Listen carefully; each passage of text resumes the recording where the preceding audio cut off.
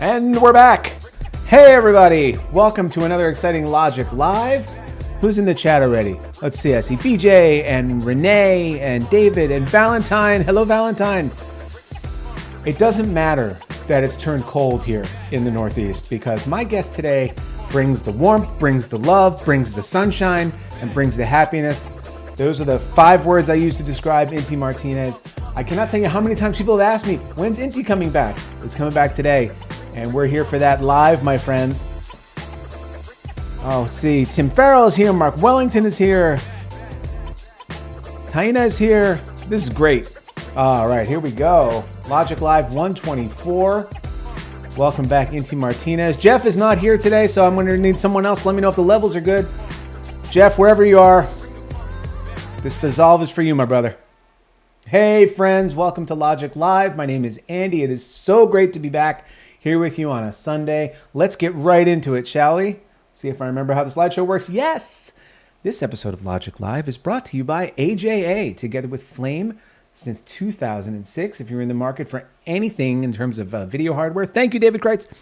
And please reach out to our friends at AJA at aja.com. This episode is also sponsored by Hotspring, the future of VFX outsourcing. Hotspring connects you to great artists to get your projects done, making it easier than ever to access the best talent around the world. For any of your VFX needs, check out Hotspring at www.thehotspring.com. And if anyone out there is in the market for anything from Boris Effects, you can save 15% with our new affiliate links. That's for everything that they sell. And you can find the links at logic.tv/BorisFX. I haven't checked with our friend Brian yet, but I have a feeling they're going to do a Black Friday sale. So maybe hold off for a couple of weeks, and you might be able to take advantage. I know I'm super excited about Synthesize being a new member to the Boris Effects family. I use it all the time. Who's here? Oh, BJ, thank you. Not muted. It's a shame Randy isn't here to let me know that I'm not muted. All right, moving on, and be sure to check out Logic Merch. The holidays are right around the corner, friends. And for all those flame artists in your family and your friend group and your secret Santas at the office that you don't know what to get for, let me recommend some Logic merch. You can get it at logic.tv. I want to thank all of our patrons on Patreon. We are up to, well, if I only had a drum roll. Oh, well, there it is. Oh, there we go. A little rusty. We're up to 164 patrons, which is amazing. I want to thank you to all of our patrons on Patreon. We cannot do what we do at Logic without your support. If you'd like to support what we're doing at Logic, get yourself a challenge coin and access to some exclusive content like the conversations we have after Logic Live with our guests. Please, for as little as $5 a month, head on over to patreon.com/LogicTV and become a patron. I think this is where the slideshow diverges from the norm, so buckle up, everybody. Check out the forum. The forum is where it's at. The forum is exploding. It is absolutely the best place to get all the information you need for all things flame related at forum.logic.tv. And while you're doing that, be sure to sign up for a Discord for live chat, screen sharing. I was on the other day helping somebody during a screen share. It's just a great community of flame artists there over on the Discord. That's also available for free at forum.logic.tv. Whoa! Did you see that transition? That's what happens when you let Jeff Kyle take control of the slideshow for a little while. Whoa! Also want to give a shout out to my dear friend and partner in crime, Randy McEntee, who is just pouring his heart and soul into Logic Academy Pro. Definitely check out all the improvements that Randy has made based on a lot of user feedback at logicacademypro.com. Learn, Connect, Advance. It's a place to go for training and career development. And again, Randy started the thing. We're actually going to have him on next week to show off something he's been doing called Comp Club, which is basically a comp challenge every week or very frequently. That I think the last one he did, we had 27 submissions of the same comp. He gives you all the footage, all the instructions. It's really, really great. So yes, I agree with you, Renee. Such great stuff. Thank you very much, Randy. LogicAcademyPro.com. And also, I want to make sure everybody remembers that we have a whole series of Logic Academy videos available for free on YouTube. Jeff Kyle did a multi-part series on the connected conform workflow on the image node. And then Randy just killed it with Intro to NDI, 8-Minute Aces, My First Linux Flame, the Logic Portal, And Sinan did Flame's Particles in a two-parter. Graziella did Intro to Matchboxes. And I did one on Beauty Techniques in Flame. You can get all those videos at Logik.tv or on our YouTube channel, so please check those out. All the footage you need is available for download for free. And we want to thank our friends at Autodesk for sponsoring Logik Academy. Speaking of Autodesk, Flame 2024.2 is out. If you haven't downloaded it, please do. And I want to give a shout out to the upcoming in-person user groups that are going to be happening soon. Very excited about this. The first one coming up is the second Hamburg Flame user group meeting on Friday, December 1st. I'm going to be there. I can't wait to go and see all those amazing Flame artists in person, some for the first time. So I'm really looking forward to that. And then on Wednesday, December 6th, there's going to be a user group in Toronto. I'm going to be attending that one as well. Looking forward to see all of our friends north of the border, north of my border anyway. And I want to make sure all my friends in New York save the date. We're doing a New York Flame user group on Wednesday, January 17th, 2024. That's almost 4 years to the day since the last in-person user group we did in New York. I'm going to be starting to hit up my New York friends to be presenters. Looking at you in the chat right now, Tim Farrell. And for all of our friends on the West Coast, don't worry, I'm working on an LA user group for early 2024, so stand by for information on that. Looking forward to the upcoming user groups. Speaking of user groups, on December 10th, I believe it is, we're going to do a reverse user group here on Logik Live. See, if you haven't read about this, normally during a user group meeting, the dev team from Autodesk goes and presents new features to us, the users.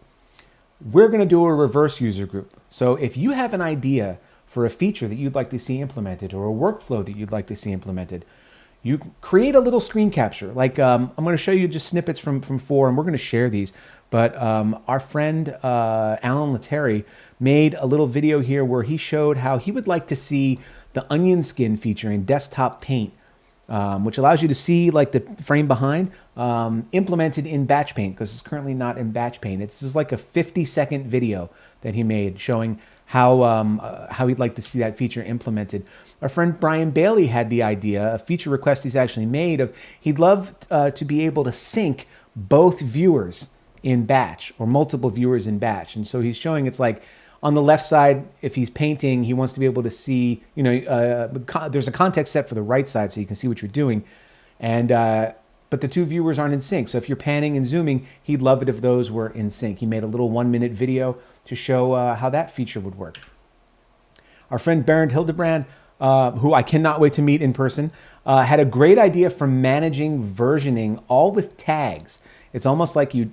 He explained it brilliantly, much more brilliantly than I can. But like he said, what if you were able to tag the different tracks in a timeline, and then have buttons and tag options on export? So with one export, you can export multiple different versions from the same timeline. And again, he kind of mocked up the frames and you know, showed how it might work, which is amazing. And then I went and submitted one. This is a feature I requested a few years ago. I'd like to be able to use a context point in Batch as a tracking source. So when I do my beauty work, you know, and it's just kind of like node after node after node after node. If I try to do any tracking, as you go down the pipe there, you're inheriting all the processing upstream. So the more nodes you get to the right, the slower the tracking goes. Well, I always have my source footage set as context 1, and I'd love to be able to track off of context 1. So that's my idea. Well, if you have an idea for a feature, something simple, something that you do every day, something that would improve your quality of life, make your workflow more efficient, record a little screen grab. And if you go to logik.tv/reverse user group, or just search for reverse user group on the forum, you will see where you can go to upload that video. The deadline is November 27th, so we'd love to get some more submissions. And there you go, reverse user group. I want to thank Alan Lettieri for the idea, getting it going. Oh my God, could that possibly be it? It is. All right, my friends. Well, it's almost time. We're almost at the end of Logik Live. That was the longest intro I've done. I am so thrilled to welcome back to Logik Live our friend Inti Martinez. Inti was the guest on the 3rd Logik Live we ever did, which was back, it was at least one full pandemic ago. I mean, if I were to look at the calendar. But I can tell you that I get asked all the time, when is Inti coming back? When is Inti coming back? That demo you showed back in, it must have been like April of 2020. I still remember it was a Hyundai spot. And the distortions and everything you made for like the rings for the speakers coming out, it just blew everybody's mind. And I remember meeting you at the New York user groups years ago when we were doing One Frame of White, and you were just, like I said at the beginning of the show, Inti, you are a ray of sunshine. And so welcome back to Logic Live. How have you been, man? Good, good, good. Can I being? Am I being heard correctly? Yeah. Oh, yeah. Good, good, good. Let me just set one more render here because. Inti, I got to tell you, this is going Oh, to be great because Inti is showing today. I asked him if he had anything to show, and he was like, "I've got it was like a blue screen or a green screen that was a nightmare." And I was like, "Well, everybody loves those because otherwise, it's not, things that key easily aren't any fun, right?" yeah, yeah. Uh, Yeah. I like to say I particularly I don't like green screens. uh-huh. I have this thing with green screens because I seen a lot of videos of very good people doing green screens. I seen shows in here in Logic Live of people actually knowing how a green screen works. And I'm not from that school. You know, Mm-hmm. um, I come from Photoshop, not from video. So Mm-hmm. my background is still. So basically, we didn't have the green screen concept in Photoshop. In Photoshop, you could for us you could key out whatever it is that you need to key out. It's like Mm-hmm. it doesn't matter if it's green. That green scene and blue scene is not used that much in editorial. I see in print. Yeah. But here in video, it's a whole thing. And I seen people actually knowing how to key out and well, I'm not one of those people. I have very limited keying ability, uh, but I think I'm a very resourceful person in order Mm-hmm. to overcome whatever it needs to be overcome, in the keying. And so Good, let because me, the other thing is like our clients out there and the people who are shooting are only going to get worse at shooting blue screen and green screen. So it's important that we have resourceful people like you who to help us get through this yeah, seemingly never-ending crisis. yeah. Actually, and to me, this is one of the interesting things is that I mean, it doesn't matter how good we know how to shoot these green screens. It's impossible to get it right sometimes. I mean, it's not that we don't know how to do it. Right. Everybody knows how to do it. Yeah, it's There's like always a reason. it has to be even, it has to be properly lit, it has to be properly focused, it has to be all this kind of stuff. Yeah, we know, but And still, here we I've are. got, I mean, I can, yeah, I don't know if I can show you, but yeah, I've seen crazy stuff. Okay, Mhm. so let me give you a little bit of background for this. This is for a movie that it was released a few months ago, and there is this whole scene of these people going on a boat to a river, and it was completely shot on set, you know, the whole scene, Mhm. and there is a lot of shots, and I got to do a few of them, and this is something to me a problem because you never know how the other people is going to do the shots. Right. You know, we had like I don't know, like 10 different artists doing in the scene, like 10 different people, and you have people doing nudes, you have people doing something else or whatever it is that they are working with, and it's very difficult to to be able For to to have keep. consistency. Yeah. Yes, so that's very difficult. So at the end of my work, I got sent, like, hey, this is how the shot is looking, and you can get to have an idea. I have to say that I saw the final and the finishing artist, the grader, the colorist did an amazing job. So Oh, I thought you were there's a going to big say you saw the final and it sounds great. Yeah, well, I think that he was able to make the the one scene kind of stuff, Yeah, but to me this is like I would always rather to put everything through the same process. I think the same. agreed. I try to build my processes, and once I got it, I try to apply that to any other job. So let's Let's jump do into it.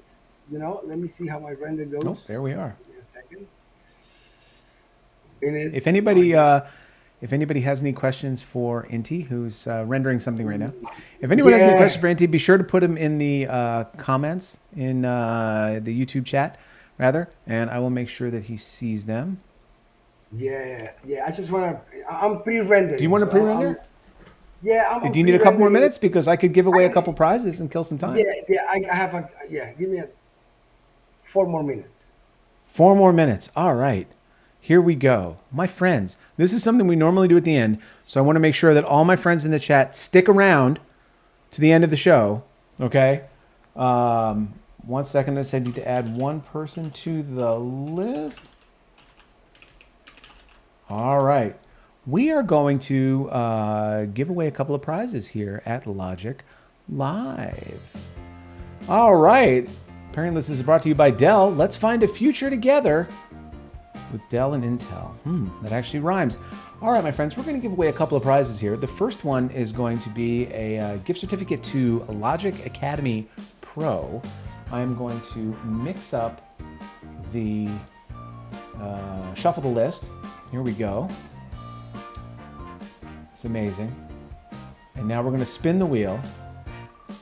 Oh, look at this. Let's see. The winner is Taina. I hope I'm pronouncing your name properly. Or Thana. Congratulations. All right. Let's close that. And then I have a 1-year subscription to Optics from our friends at Boris Effects. And I'm going to shuffle the wheel. And spin the wheel. Here we go. Sinan. Whoa! Congratulations. Congratulations, Sinan. What he got? What he got? He got himself a license of Optics from Boris Effects. It's like having all of Sapphire in Photoshop when you use Optics from Boris Effects. And I think I'm going to see Sinan in Hamburg next month. Or I'm sorry, in a couple weeks. And I can't wait. I hear he's very tall. We're going to do one more Logic Academy Pro giveaway. Hold on. One more Logic Academy Pro. Spinning the wheel. Yeah, Gennady. Oh man, my American muscle. Congratulations, my friend.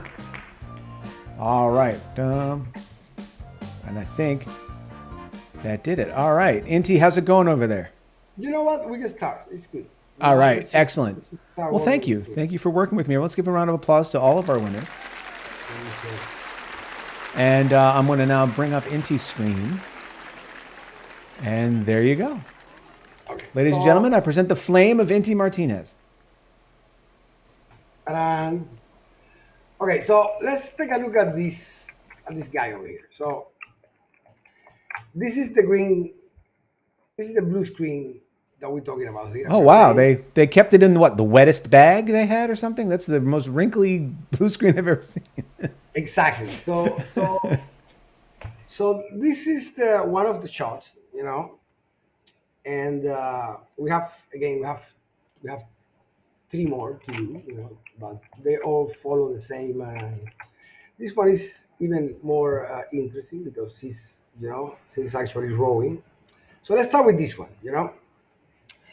So here we have everything that we shouldn't have in a blue screen, and a few things that we need to consider. The first thing that I like to do when I look at something like this is I look at the depth of field. Like right from the start. I need to from the get go. I need to understand how this scene is working. And what is happening. He He goes out of focus, he goes into focus, the background goes out of focus, the other character goes out of focus, goes into focus. So there's a lot of things going on right now, focus wise, and and yeah, and then we need to look at that screen. How am I gonna approach that screen as well? This. So let's jump into it. Any Andy, any comment, any you wanna do? So far, the only comments are Renee says, "Wow, that is bad blue screen," and then Eric is just wondering, could you speak up a little bit? Just either, Okay, no problem, yeah. no problem. Let me see if I Thank you. can make this louder. Okay, cool. So yeah, actually, you know what? I think I can probably get the mouse. Okay, that's good. Anyways, so let's jump into it. So first thing I like to do here is to always degrain my shots. This shot was provided as an ACES 16-bit linear workspace color space. So I like to tend, and again, this is just my way of going to this. I like to tend to degrain in a different color space always. I don't think that the grain operation works correctly on the ACES, so I tend to either go to Alexa or go to any other log space to do my degrain, and then I just put it back as an ACES after the degrain. I'm using knit here, and this will be my degrain footage for this scene. Another trick I do is that I usually like to VFX these guys. Is my way of work, and I can then render this element, and then I can even throw away this, because I always have this, like load VFX, and I can go back to it anytime. It's a way to keep this uncluttered. Um, Anyways, so that will be my first approach. Let's degrain this. Let's see how it to do because I need to get all these fine detail here on the hair and etc. etc. So then the second thing I like to do is to track it, and I usually track it in an outside action. Uh, I usually use a G tracer, even though I might have a whole action here going on and a whole tree going on. I always try to get a fresh, new, fast node that will allow me to track this correctly, right? Especially for speed, because if I have to go to an action that is already filled with stuff, it would be, a little bit difficult to do the track over here, right? I do the same Anyways, thing, Inti. I do the same yeah. thing with a GMash tracer and keep it clean. Yeah. Okay, so this track over here is the one that is bringing the background. Let's take a look at the background. So the background I want in this case is this guy. Basically the river. And this one is already, they are already giving me this as linear already. So the first thing that I'm going to do in this case, and again, this is me, the way I like to work. I like to work in geometry first before working on the key. I think everybody will jump right away in trying to do a key and see how the key looks like. And I try to go by the geometry first. I like to make the movement first. So we're going to start here by stabilizing this shot. So I try to get a point and try to, in this case, I got this tree over here. Actually, I don't have color management there. But anyways, I try to stabilize my shot a little bit. I do it in all these planes X, Y, Z. I try to get as steady image as I can, and I try to keep it in the center. So in this case, I'm tracking these two trees, and I know that that plane should stay there. It's a way to take the movement away of the original shot. This is the original shot, so I'm taking that movement away.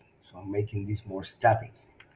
So I can then, put it correctly. So my first action usually, uh, before I get to all this, is just a simple action that I have, with a background in which I'm getting this element that I'm gonna just copy and paste from this one. Just a minute. I'm gonna just copy this guy here. So I usually start my work only with this element right here. You know, let me see. I'm sorry, I think I misconnected this one. But this is how I usually start. You know, this is multiply, and let's take a look at how it works. How it behaves. So let's away and let's replicate it. So here's my first approach. Now here maybe I might have to repon it a little bit, maybe open a little, sorry, maybe open it a little bit, and try to get to a point in which I can at least, have something that I like. Usually the director sends you a reference of how they want it. That's standard procedures. Let me see if I have a reference here. Should have it someplace. Well, maybe not in this shot, but usually I get a reference of how they like this to work. But once I got that, and this is very important, this is the main reason why I start with this. Because when I got this kind of complex key, I like to generate what I call my own dispel. In my own dispel, I can only generate it if I have a proper background for it. So what I do is that I get a render, and again, this is just one of these old tricks. I just get a render of how this background is going to look. So I start by working on the background. I'm starting by actually having a shot at getting my background in position and maybe applying some blur, some lens blur to it, because to me it's important to have a clean background that is not animated, that is rendered, that I can actually use it as an element. This is a background that I know that is already in place, and the main reason is because once I have this, I can do what I call like a proper dispel of this image, and let's gonna get into that before right now. So again, this is an old trick. This is not a trick of mine, but I'm just going to duplicate this process here. But basically, let's do a dispel of this element. Take this away. So let's take a master key here, and let's just do a big key here. One point, so I'm just gonna click in one point here, and we're gonna get that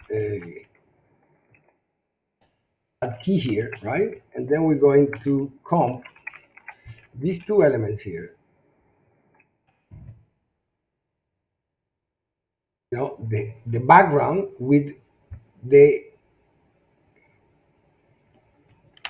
element here that we're gonna use a dispel on it. We're gonna see. Wait a minute. So this is my dispel. Now the spill I want it only to happen on the blue channel. So in this case, I'm going to just put the red and the green at 0, and I'm going to just apply the spill on the blue channel. Now this is going to be a green spill. This is very interesting thing, okay? So I'm taking the blue, but I'm keeping this green in this case, right? So I'm going to make a difference between these two elements, and I'm going to get this purple result, okay? Now, we're going to mono that out.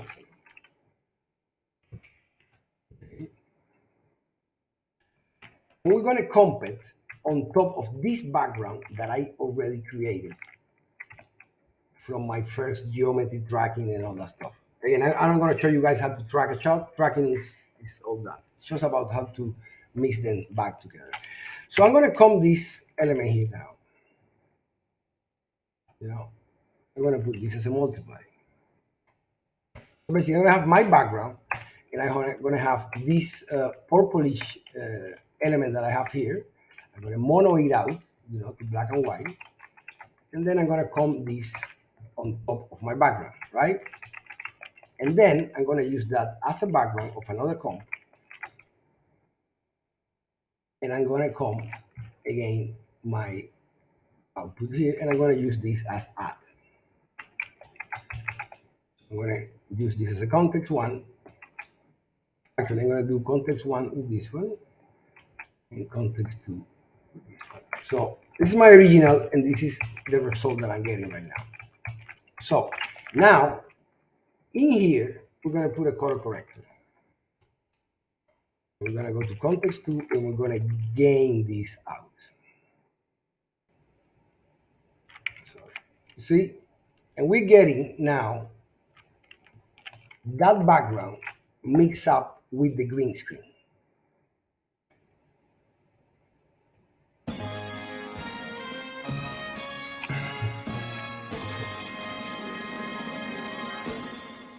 Okay, so good. So yeah, this one has to be, again, has to be tweaked.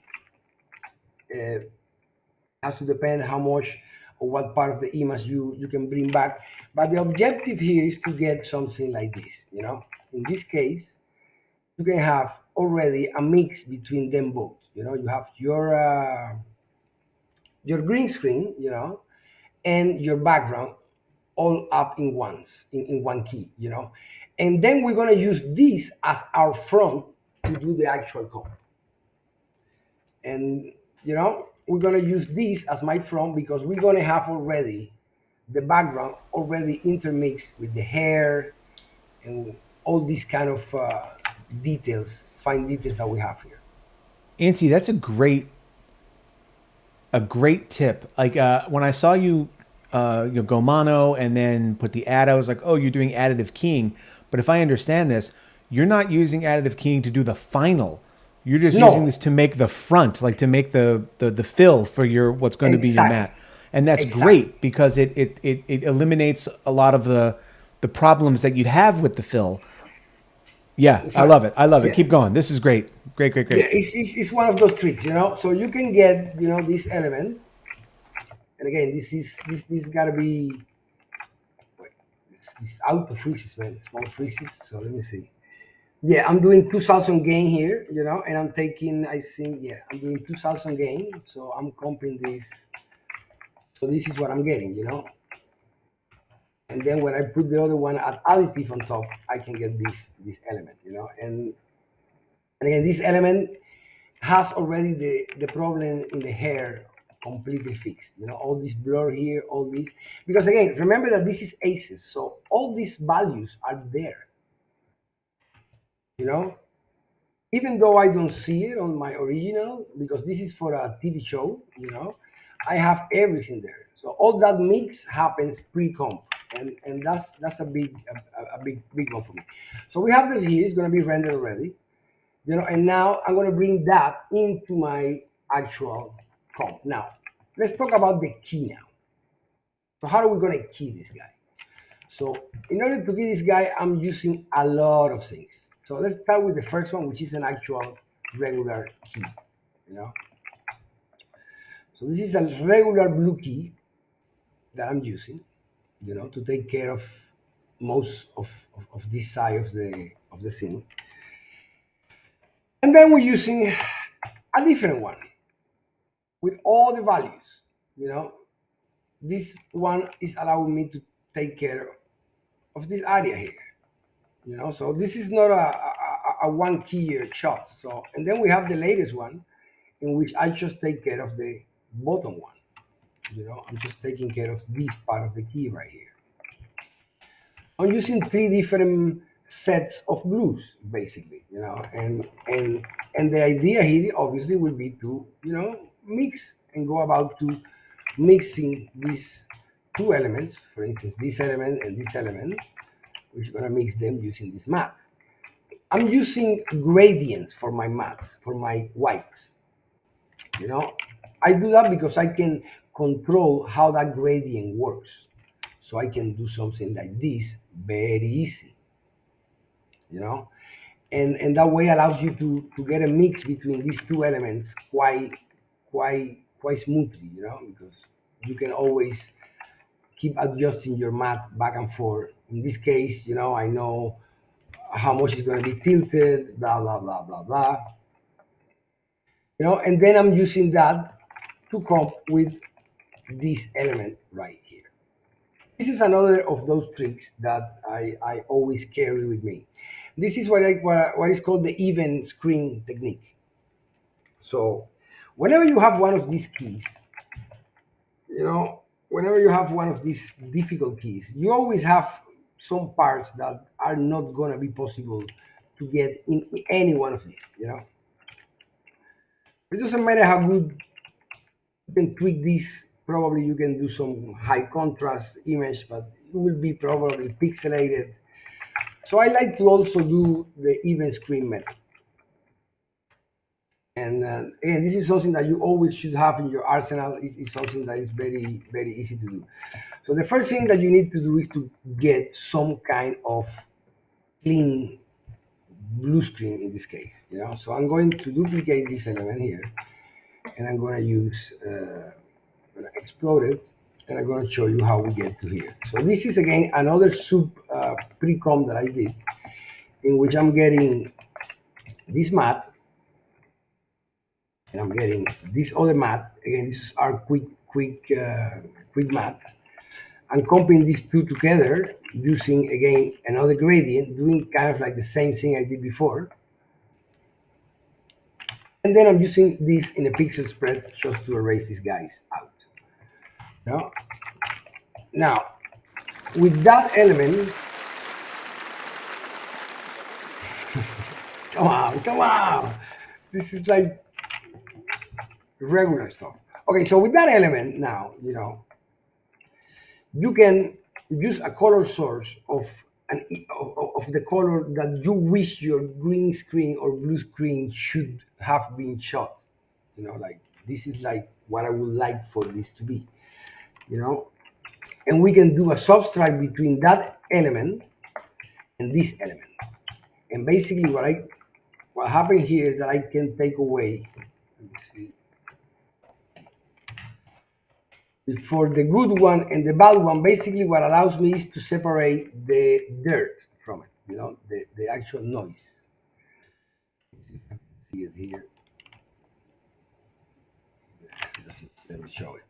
And then if I come that on top of my original plate, I can get this. You know, so this is like the even screen method, right? So this will give you a better green screen or blue screen without you actually having to, you know, comp it. And I use this because it will give me sometimes a different matte that I wouldn't get any other way. You know, if I look at my original in this case, and again, I'm still prepping my elements, right? So I'm gonna do one and two. You know, this is the what happens. So the first thing that you can notice is that the foreground changes as well. Changes color, for instance. See, because it's actually taking from the green screen in the back. So this trick will only serve you to generate a key, not to use the front. You know, because it will mess with your front. It will give your front a different color. It will actually change your front, but it will allow you to do a different key that it will probably is going to give you. In this case, for myself, it was the hair detail here, maybe, or any other part of the body. You know, because the idea here again is to try to get the best key that you can get and try to put them all together, you know, in order for you to generate one simple key, which at this point we are looking at it right here. right? So this is my first key. This is the key that I would have gotten if I could have keyed it, the right way. But this is my first key. So if you take a look at the original here, let's take back this is my set context one, and let's do here my context two. Okay, let's go to this part. So what's happening here is that I have the two guys on the same map. So that's a problem right there. And that's one of the first things that we need to address in a shot like this, because we cannot work the two keys at two different depth of field in the same layer. So we have to split this layer in two layers, or at least we have to split the mat into two layers in order for us to treat them differently from each other. So that's what we're doing here. So here we're going to create a few rotomasts, that will allow me to separate the first guy from the second guy. Now I have my shapes here, and basically I'm cutting this mat that will basically allow me to separate one guy from the other. That's my objective basically. So my objective is actually, let me see if I can show it to you here. I'm trying to remember how I did this actually. If you one, wait a minute. So they wait.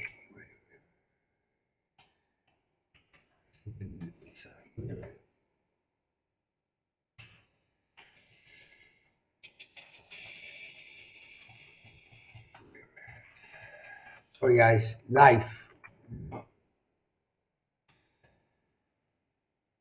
All good, Inti. Everybody's loving this in the chat. Yeah, I'm just remembering where it was that I did that cut.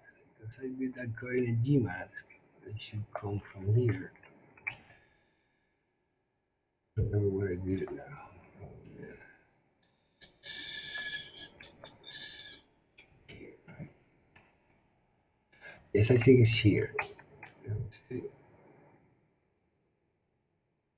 Yeah, so here's when I'm doing my right here. Yeah. So here I have my. You see, I'm leaving this guy out of the mat. So basically, I'm multiplying that mat here, and I'm just taking that guy out of the comb.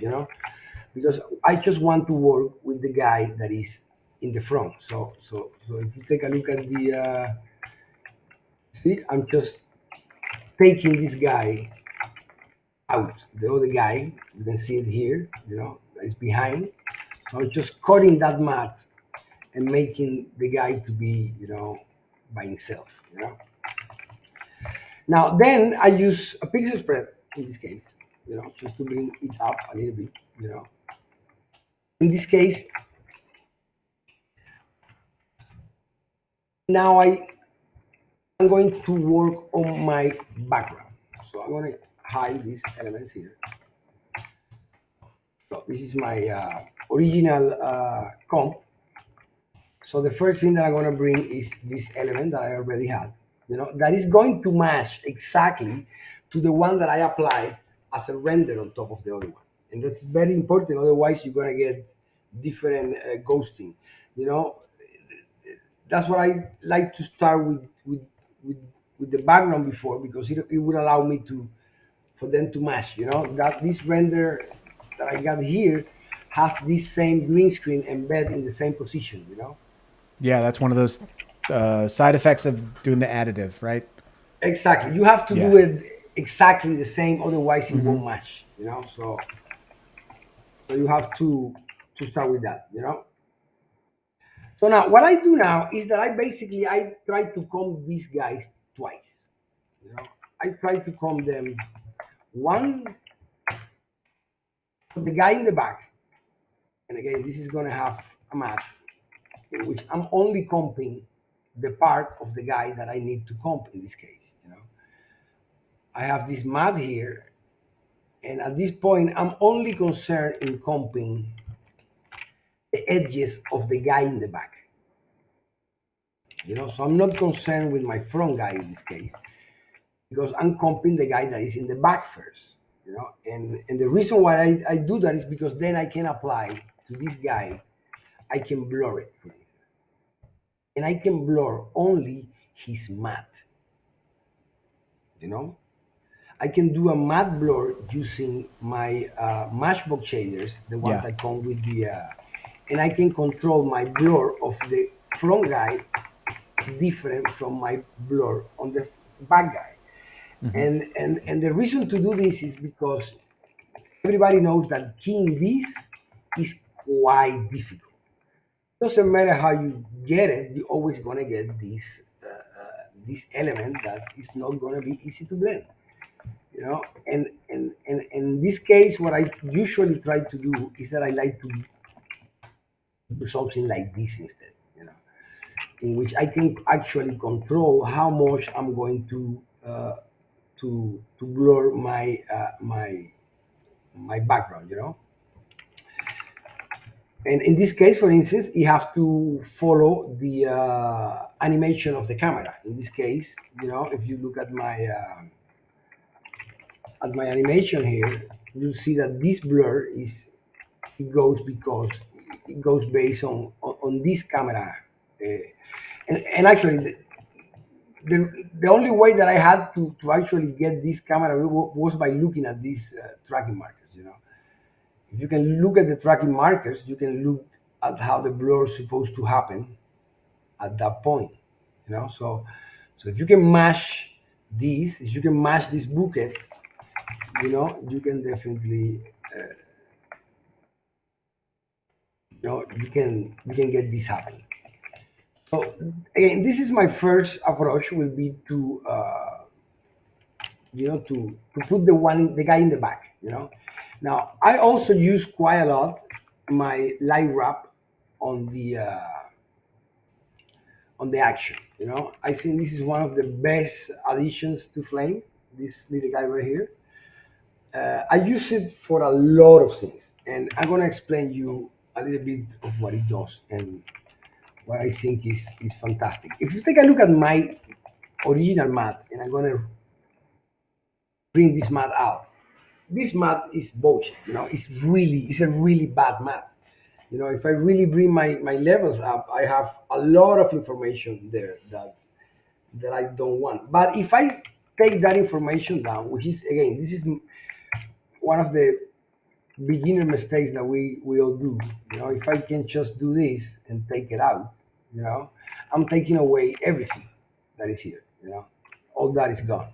So to me, it's always better to have the whole information there, and just instead of trying to take it away in the key, I try to take it away in the action, and I do that using the material node because the material node actually will tint my front image of the color of the background. And now when you usually open and you add this node for the first time, I think that correct me if I'm wrong, but I think that the default is not blend. The default, I think, is screen. Correct? Or I might be wrong, Andy. Anyways, Yeah, no, I think it's. or I I think think it's you might be blend. right. I, It's I, I blend. It's usually blend. I usually like to have it as blend, and uh, because it will do this kind of stuff on your image. It will. Let me turn it on. It will actually make it. It will give this very nice effect in which we will bring the color of the background into the lightest part of the front. You know. So once this will be my first approach, and also you can see here how this effect will take care of this ugly edge that you usually have there. And again, you can control this as much as you want. You can change the tolerance of it, or Hmm. also you can use a different blend mode in the second layer. There's 3 layers for that, and this one could be a more conservative approach, but I'd rather go more. on it, you know. That's another hidden gem, the light wrap I button think on the this is one surface. of the Yeah, best I didn't things know about it. It ever. was Brooks Tomlinson showed it to me like last year, and I went, "What are you talking about?" And then he showed me. I was like, "Oh my god, this is Yeah, I use amazing." it quite a lot because it hides a lot of key mistakes, and we're gonna get to that when we do the hair on the guy on top. So yeah, this will be like the basics for this, you know, not trying to comp this guy in one key, but to try to comp it, you know, in different passes, you know. And this is all done using a action mask. So you know, I just try to hide it right there, you know, just to me for me to have an idea of really how what am I altering and what am I not altering. Also, a few of these elements will have they had to be done, you know. We have to actually rotoscope it, you know. The rose, for instance, is it was very difficult to get this key because it will bubble, you know, it will. And yeah, sometimes you have to actually, you know, get there and do your rotor, right? But again, I try to do all my rotos. Most of the roto that I do is not actual roto. Is roto to help me achieve a purpose. And in this case, the roto was in order to separate one guy from the other. You know, so it doesn't have to be like a specific high end roto. So let's go back to this. So I got this first layer. You know. So let's bring my second layer here. And my second layer is just the layer of the guy. You know, I end up not using this. Let me see.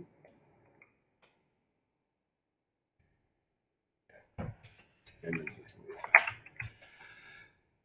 this. So yeah, I second one I get that key that I got from that guy. You know, that first key that I got from that guy, and we bring the second guy on top. You know, and the second guy has a similar approach. You know, in the second guy we don't have to do a blur because again it's going to be as sharp as we can, and we're also going to have a material which is going to have the same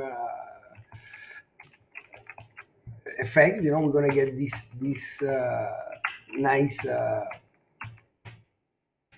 know, I'm gonna show it to you here because this is where you can actually see it. Let me do a little bit of contrast here and let me take this. I guess you're gonna be able to see it here. You see this here, this line here. This is what I'm Yep. actually covering with my uh, with my light bulb. And this is again what I'm saying that it should be taken in consideration as a way to solve these problems with the key because if you're working in if you're working in linear you're always going to get this element, you know, you're always going to get these marks on the mask because there's no way, you know, you have too many values. Aces is extremely long, you know, and you always can have light and you always can have darkness, you know. So I can reset this and you won't see it, but it doesn't mean it's not there, you know.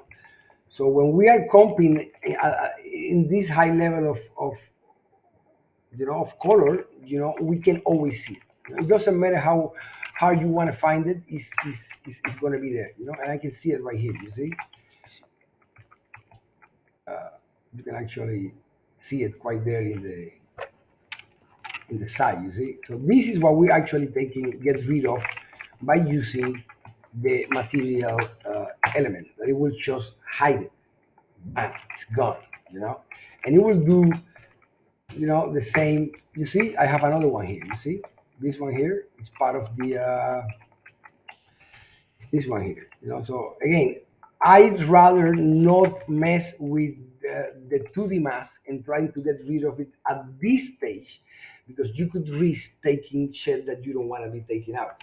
Yep. So I'd rather tint it instead of taking it out. That way, you know, I'm gonna make sure that every detail that I can keep is still gonna be there. It's just gonna be tinted different, you know. And I think that to me is also one of the nicest tricks that I do for this. So we have this guy now almost comp, right? So you could say that hey, cool, you know. So we got something going on here already, you know. But I think that we still have a problem of realism, you know. And this is something that you can only see when you play something back. And when you play something back, real footage have this feeling, you know, this scene that you need to get somehow. So I always try to bring back something of the original footage back into my comps. You know, it's something that I need to do because otherwise I don't feel like I'm actually getting everything that I need to get. In this particular case, I think that his hair is the most tricky of the issues that I have to deal with here because his hair, he has some white hair basically, and the white hair is picking up some whites and is picking up some blue. So that becomes a problem trying to extract that scene from, you know, from that key. Is because you're gonna key black and white at the same time, you know, and you have blue already in the hair, so it becomes a nightmare. This kind of problem. So we need to solve that in you know, with again non-orthodox approach. So what I did in this case was that I create a different way of applying the hair. How do you call it? The hair detail, and I did that after the comp. So let's talk about what happens here. Once I go out of my scene, you know, I need to make this quite better still, you know. And one of the things that I need to work on is the edges here, you know. So for that, we're going to use a motion analysis node. And again, I don't know if this has if you already shown this before, but this is a nice trick that I like to use. So I like to usually get a motion analysis node of my scene. You know, in this case, we're gonna get this element, and I like to use this to motion blur my comp. You know, the same comp that I got from here, this comp, I'm going to motion blur it based on that map. So this is basically what we are going to get. We actually are going to apply a full motion blur over this scene. You know, that in this case is a very is slow amount. In this case, it's just 0.5, and I'm going to apply that same thing over this edge matte that I'm getting out here. So basically, what I'm just going to motion blur the edge of the matte. And I'm going to do this after the comp is done, not before, but after, because that way I can add into the mix pixels from the background. So It's great. yes, That's great, Inti. What a great tip. Love it. you Love it. know, Love it. and you can get a. Let me see if I can show a place when it's actually moving around. Let me see here. Maybe let's just take a look at this. So here, for instance, you can get. Let me just show you this one here. This is my front, and you can get a very soft blur in between these two elements. And for a strange reason, the motion blur node doesn't allow you to pass mattes through. I don't know why. So basically, you have to use it as a separate process. But you have to, once you have your matte, in this case with your two individuals, you know, you can now apply that motion blur also to this matte, and it will soften your matte as well. You know, because otherwise it's not going to come correctly. So, and then we're going to comp that element on top. So let's going to see how it looks. Let's find a. For instance, you can see it here in the hair. You see? Now the hair has an extra motion blur that is driven by the actual motion of the character. You know, it's not something that I have to animate in this case. You know, like they make it bigger, but it's actually driven by this motion map that will drive this this little motion blur that I'm gonna get here, that is gonna happen here as well. You can see it, for instance, in these details here. Now,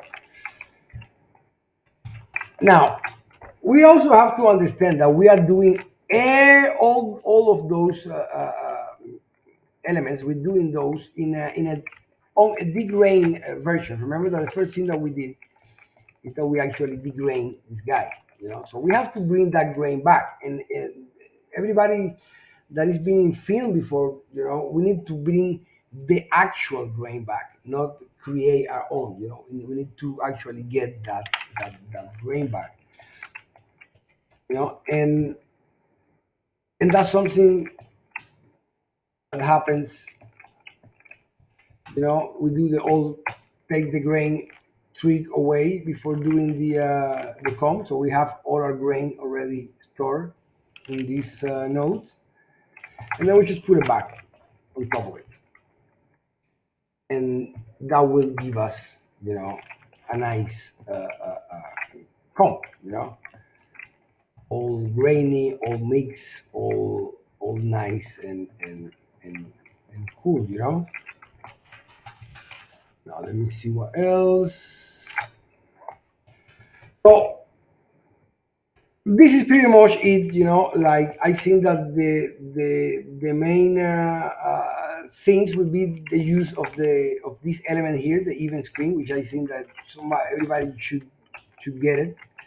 Because this will allow you to get some keys that are not possible in some other way, because you don't have them. Now let's take a look how this will apply now to a different shot. So this is a different shot. It's the same scene. This one is a little bit easier to track, whatever. But we have an issue that I want to show you guys here, which is the hand. So what do we do with this hand here? This is the kind of thing that could do everything else, because you could have, like, like a very good key, and then you have this hand that is, Comes in and ruins everything. exactly, like okay, like, so how do we approach this kind of thing? And I approach this, and again, this is like the same setup. Again, we do our dispel, our magic dispel, using in this, and we get our foreground here, already with my background already embedded on it. I think we went through this the first time. You can see in this case, you see how easily it mixes. How nicely it mixed. With this. I I think this is like one of those things. You can get very, you know, you will never see a key. You know what I mean? Because there's no. Yeah. It's just it's a mathematical addition, so there's no actual, key happening. And especially in the hair, it works amazingly. Not so much in the skin though. But anyways, I'm gonna use this element again as well to do a few keys. So we're gonna have several keys here. We have one key here. We have another key here. This one is gonna be for the middle. We're gonna comb these two using the same gradient that we discussed before. Give me a second, guys. 1 second. No problem. Great stuff, Dime. Inti. Absolutely great stuff. No, todavía. Dame unos segunditos más. Chao. Sí, sí puedes. Chao. That was that guy's hand calling Inti, telling Okay, him, sorry. So, sorry. Yes, so we're back. So yeah, so using these gradients, I can control. Again, I'm just going through it again, going from one to a different matte. Then I can, of course, this has to be, adjust to take any of the extra, problems out. In this case, doing an actual garbage mask. And again, I also I spoke about this before. I like to paint a lot with my mattes and my fronts. I think that that there's things that you can only get with you know easier painting that not painting. I can very easily here fix this element easier than having to go and throttle this shape out. So I'm a very big fan of painting your stuff, and it's something that I do regularly, and I always have a paint note in my setups because I do a lot of paint for my mats and for my fronts. So my advice is always, paint as much as you can because once you paint, it's there, it's done. You don't have to go back and tweak it. You know. So I usually try to when I have this kind of keys, I just go in and spend like few hours painting the shit out of it. And that's usually a good practice. I want to then show you guys what I did with the hand here. Okay, so the setup is very similar. I have my different layers. Let's see if this caches fast enough. I have a few more layers in this element, but I have again my bottom layer, which will be my background. My, this element. And then I'm gonna bring this one. I see has to go. I think this one was here. So I think I'm gonna hide these elements just to go one by one. So the first one, one moment. Uh, that's what I wanted to pre-render, because it's getting a little bit heavy. All good. All good. Yeah, Oh, good. I'm sorry, guys. I wish that's okay. It's live be. show. It's a I live wish it show. would be faster, but it's not. So You know, this little guy right here, you see here, this is masking my first element. Here, and I'm bringing again, as I said before, I have to bring first of all, I have to bring the guy in the back. So I'm doing same here. 1 minute.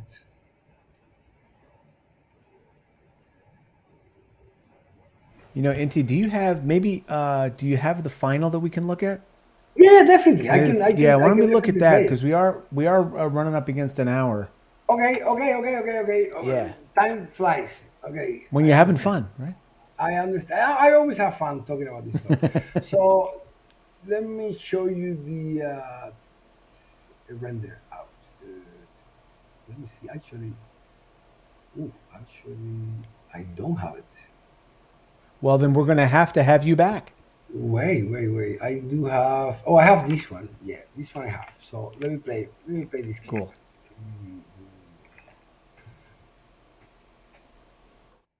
This is the final rendering of this shot.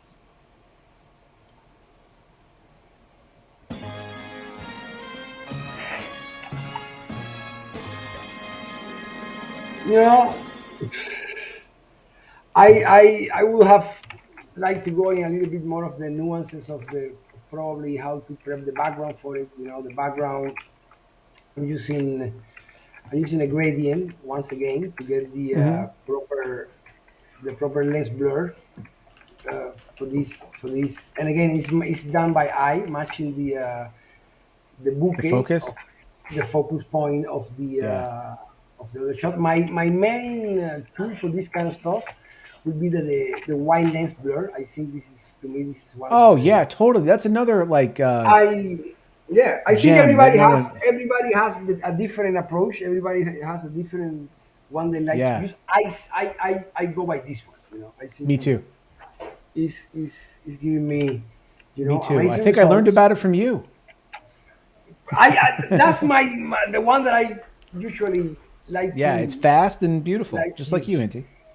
Yeah, so good, good, and so yeah, the same one that I did with the hand here, basically that I wanted just to go before is basically using this element to blur the hand out, and it works quite well.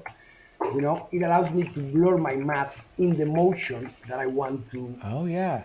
to use it. You know, so if you can see it here, it will allow me to blur my mat and also will allow me to blur my front. Yeah. You know, so I can then do a comp that is not actually an additive comp, it's a regular comp, you know, but I'm doing this using a motion blur comp.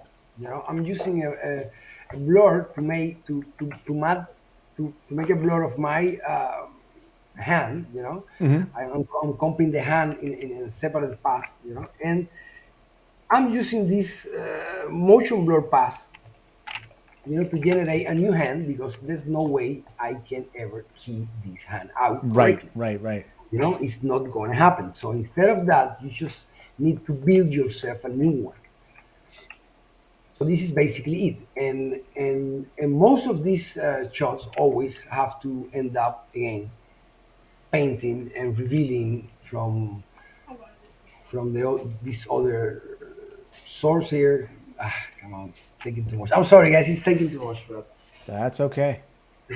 That's okay. okay, Oh, so look at here that. you see exactly. So here you can actually, you know, get the element how it goes, you know, and because it's motion control in this case by the motion of the footage, it doesn't affect the parts of the body that is not moving. In this case, just the hand is moving.